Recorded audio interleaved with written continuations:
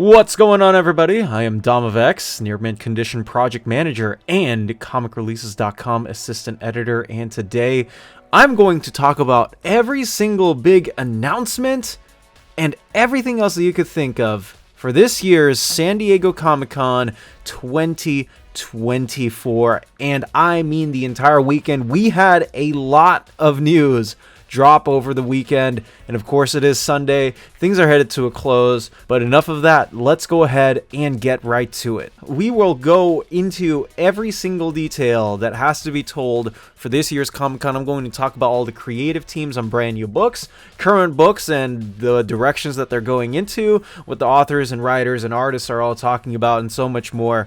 But we have to start it off with DC Comics because, man, did they completely take over the comic book atmosphere. The first thing is the DC logo changed, and this was something from the top up to down. Mr. James Gunn, of course, the one directing all of the new movies in the studio, announcing the change, and of course it is the bullet logo, and honestly I don't think it's a bad one at all. It's gonna make my spines on my omnibuses and absolutes look completely off in retrospect to everything else, but what isn't a good looking bookshelf without some inconsistencies? Next up is Rob Lievin being hired by DC as the Batman group editor. Rob Lievin has previously edited titles such as Joshua Williamson's Flash, Scott Snyder's Justice League, and a Valiant with X-O Manowar Unconquered. He will be taking over the role previously held by Ben Abernathy, and most recently, temporarily anyways, by Katie Kubert. So this is a welcome change for DC. Hopefully he sticks long term and that they have a super solid direction for the Batman titles. Now, in my opinion, as I said earlier, DC took over the weekend in terms of all of the comic book announcements, and we're going to go through all of them. And of course, the first and biggest one is Justice League Unlimited by Mark Waid and Dan Mora. These two have taken over the art of DC Comics in terms of the creation of some of these stories that Waid is telling in Batman Superman World's Finest, and Dan Mora regularly drawing 2, if not 3 books a month, which is pretty insane. And now they are back together on JLU, and what a welcome sight, honestly. Superman, Batman, Flash, Wonder Woman, Captain Atom, Black Lightning, and Star Sapphire are featured on this issue number 1 cover. Big missions, big stories, small stories, and the Watchtower, home to every superhero on Earth, says Mark Waid. You have Renee Montoya Question as the overall security guard, rooms for the JSA and the Golden Quarters, the Titans, and much more. A boom tube for transportation, the Nest A communication center for Damian Wayne Robin, I am assuming. And Waid says he is excited to put together characters that have never been together before. He calls it Unlimited for a very serious reason, in the fact that everyone is going to be open to joining this title. Waid likens this series to give him an opportunity to dive into the B, C, D level characters that DC has to offer. And not only if you buy this, but if you buy any all-in DC title, according to Lunar Distribution at a closed-door retailer event, DC will be sending out Justice League membership cards to retailers beginning in October, with a new Justice League member featured each week. Customers that purchase 4 different all-in titles will receive a JL membership card for free, and the goal is to get consumers to come to stores every single week by giving them an extra reward. October week 1 is Batman, week 2 is Superman, week 3 is Wonder Woman, and week 4 is a general JLU membership card. And for November, if you continue to do so, you will get a Darkseid Glow in the Dark card. Pretty exciting news, and I'm very, very, very happy for both Mark Waid and Dan Mora in that they keep getting to work together. And Waid, as always, whenever he shows love to his icons, he shows it in the most adoring fashion ever. I have full faith in this creative team, and I know that they're going to kill it on this book. Next up is Absolute Flash by Jeff Lemire and Nick Robles. Nick Robles will be drawing this title, which features a teenage Wally West who is 15 years old, and apparently it seems like Jeff Lemire has had an eye on the Scarlet Speedster for a while, so I'm very intrigued to see what they do with this book. Still no full details yet, but that is what we know. Next up is Absolute Green Lantern by Al Ewing and Janoy Lindsay. According to Scott Snyder, it's a first contact science fiction story and a complete reimagining on the property. As good, apparently, as Immortal Hulk, and one of the best things that Al Ewing has so far done. And according to Snyder, John Stewart, Hal Jordan, and Joe Mullane from Far Sector will all be in the book. Next up is New Gods by Rom V and Evan Cagle. V is apparently a super big Kirby fan, and the reason to why he's writing them is just the lack of their presence in the past years. I know that we have Birds of Prey with Kelly Thompson that features Big Barda, but in terms of content, they were kinda lacking, honestly. Really, at this heart is apparently a story about fatherhood, and Mr. Miracle and Big Barda have a baby, and the baby is a TBD, whether it is the Tom King one or not. And Highfather, Light Ray, Orion will also be in this book as expected. The Forever People will also be involved, and a new character will appear in this book. Very, very excited to see the direction for New Gods. The Justice Society of America will be relaunched by superstar Jeff Lemire and Diego Olortegui. Jeff said in the panel that the first comic that he had ever read was a reprint of All-Star Comics number 3. He also promised that the JSA and the JLU will inevitably cross over with each other at some point in the future. Will it be as close as it was with the Lightning Saga? We shall see.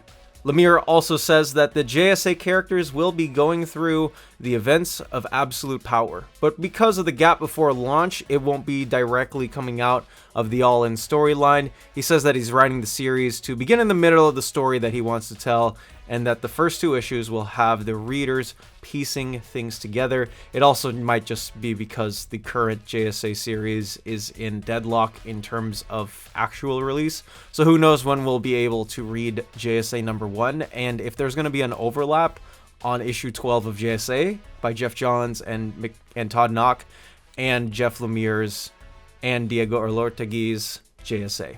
The Injustice Society of America will also be a big part of what Lemire is going to do in JSA.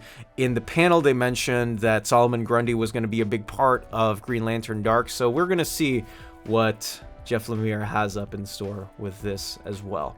And last but not least, Milestone Universe, The Shadow Cabinet by Joseph P. Illich and Daryl Banks, along with Atagan Ilhan, are going to launch this brand new series from the Milestone Universe. The first time that we've seen Milestone have a book since Hardware vs. Icon, and hopefully these series can stick and continue to get much well-deserved love.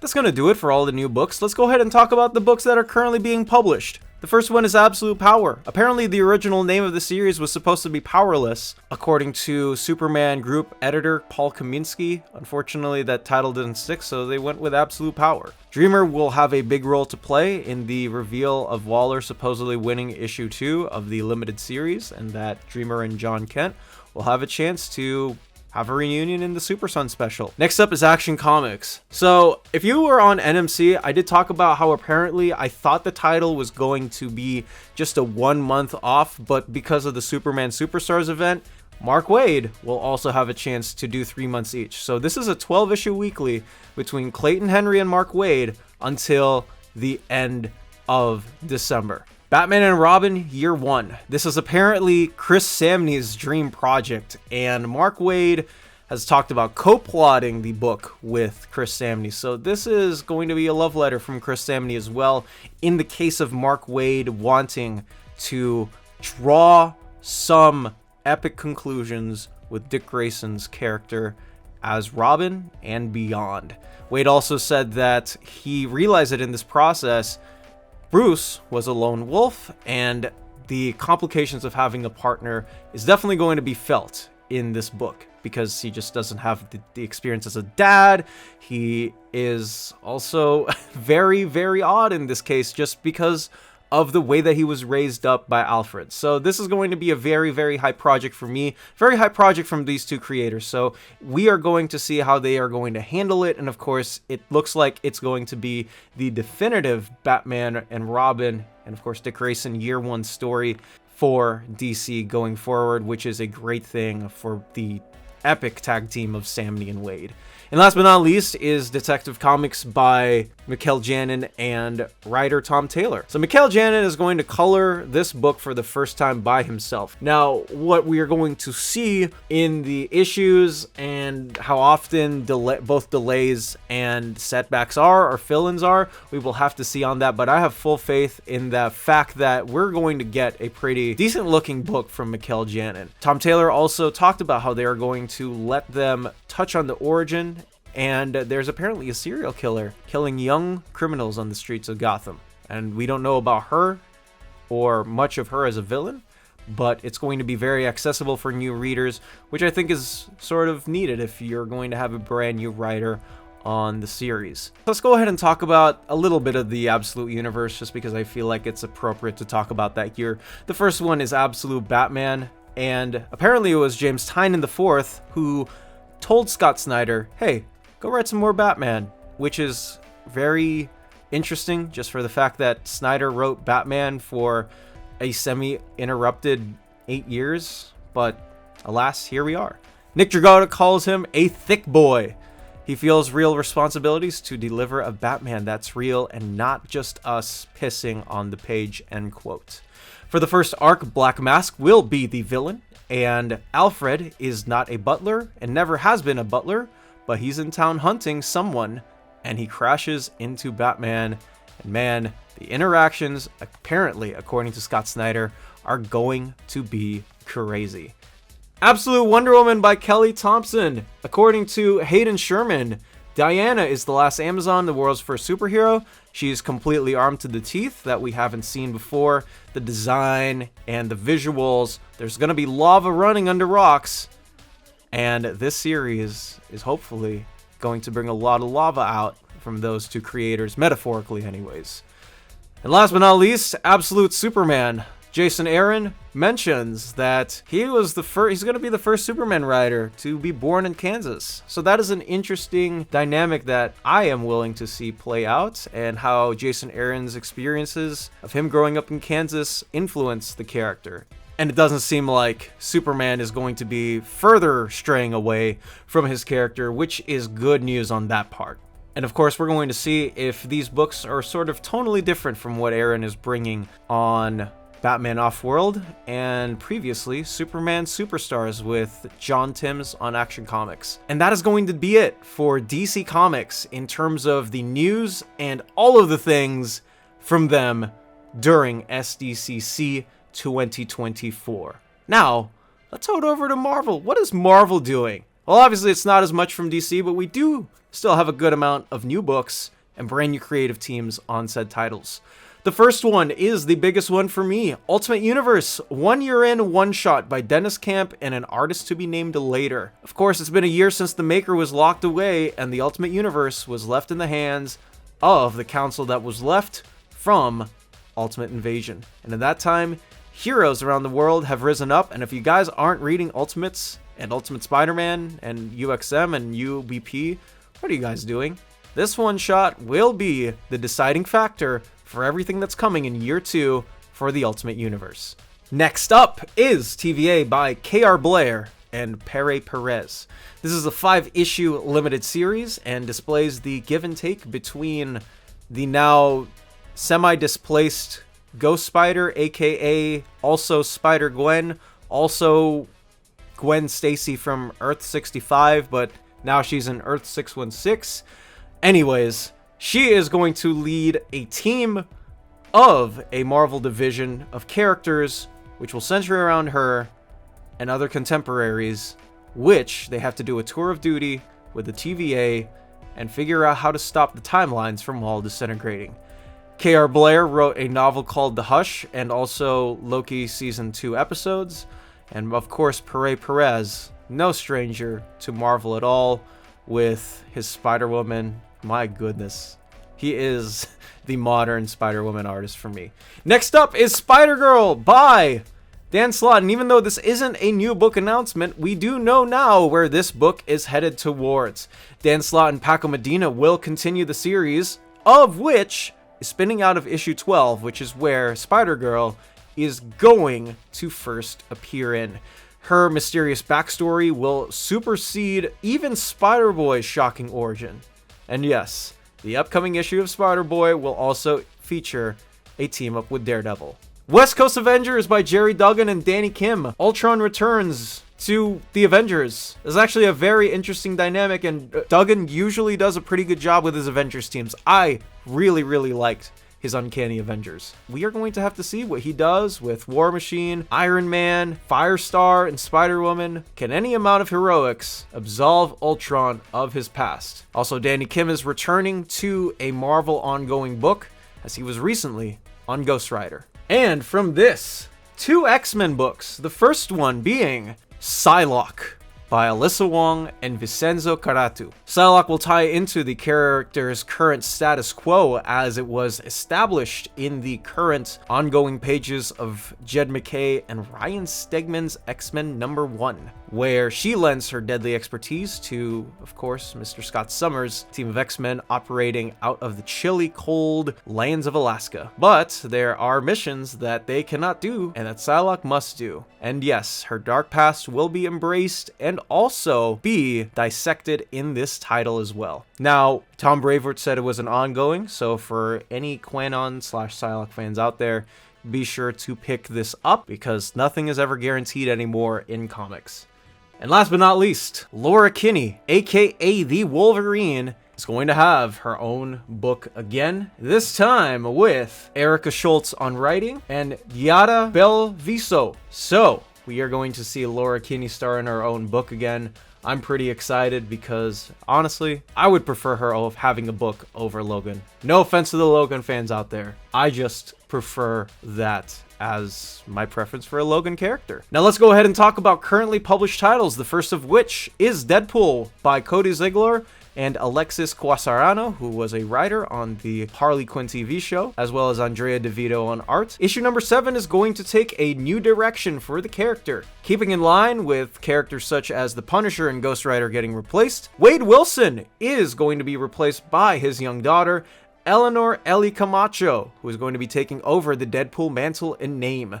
The change is scheduled to happen in, again, Deadpool number 7. Next up is the 8 Deaths of Spidey announcement. Yes, it's not going to get renumbered. It's not going to get relaunched. So they're starting off from issue 61, which is, again, the 8 Deaths of Spidey by Joe Kelly and Ed McGuinness. We have a Doom-inspired spider suit specifically for this arc, and the world has changed. And what do we know about it? Not a lot. But what we do know is that this series is definitely going to end off with a weird bang. Another small teaser that we did get is that Marvel is apparently going to start up a brand new Fantastic Four.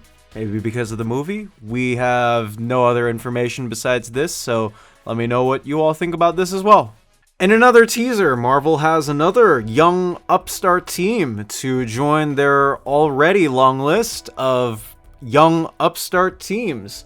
And last but not least from Marvel is that the character, which I was super vague about in the last segment of this entire video from ASM 61, is none other than Victor Von Doom, being Sorcerer Supreme, and all of us just acknowledging and knowing that because I know nothing else. Now, what I do know is that this is probably a prop-up for all the people who are trying to get into Marvel and also realizing that Robert Downey Jr. is returning to the MCU as Doctor Doom, which is probably the weirdest course correction I've ever seen in my life. You all know that I work for comicreleases.com. And for those of you wondering what on earth it is and why I keep mentioning it all the time, to the start of every video, to the intro of every interview I've done and I've been on, it's the website that I work for that is your one-stop shop for all up-to-date release dates on the omnibuses, epic collections, hardcovers, special editions of collected editions, and much more for the super duper uber collector.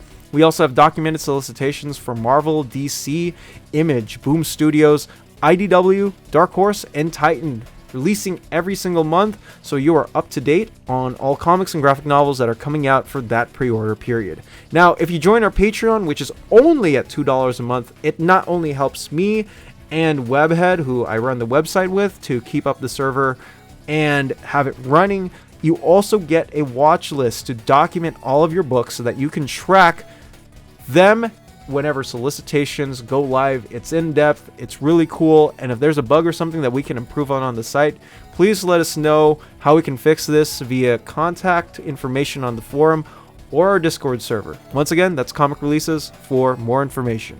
But anyways, that is going to be it for this specific video. Thank you guys so much if you have made it all the way. Let me know down in the comments section which of these announcements you are excited for the most, excited for the least, and also just intrigued in general. I'd love to hear your thoughts.